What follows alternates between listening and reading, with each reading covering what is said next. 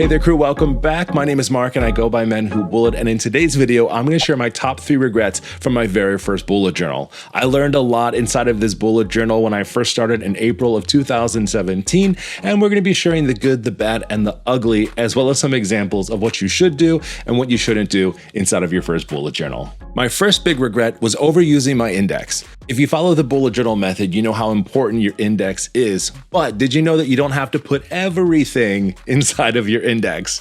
I learned this lesson myself as I went through my first bullet journal, writing down every single page. I actually overused my index so much that I had to create extra index pages inside of this journal. Collections, really important. Important notes, really important. But your daily or your weekly logs might not necessarily be unless something important happened there that you want to track again.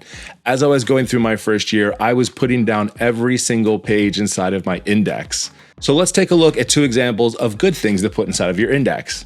When I was first starting my account, I was trying to think about different names that I could go by. This is a great collection page, and I should be tracking that inside of my index, and I did. As I was also getting started with design operations and I wanted to take down specific notes and definitions, this is another great example of something that I refer back to often and honestly still do now. But this is what you don't need to put inside of your index all the time.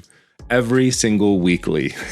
I have a lot of different things that I did inside of this notebook, some that we'll talk about in my third regret, but the biggest thing is that if there's not something important happening here that you need to refer back to often, you don't need to put it inside of your index. My second biggest regret was creating trackers that I didn't use or that I didn't need.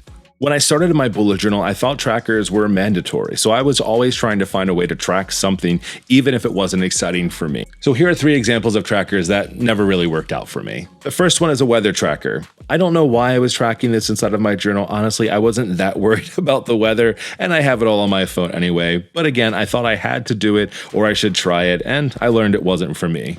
I have so many failed trackers in my journal, especially ones around food and step counting as well. I felt like that's what everyone was doing, writing down how many steps they had per day or what their food intake looked like. But for me, and as you see here, it was just a huge fail and I never really followed through. One of my favorite trackers in here is a workout tracker that I never actually did for the entire month, and every single day I marked that I didn't do it. While this is funny, it was a huge waste of time for me. All right, and my third biggest regret, honestly, was just following the crowd.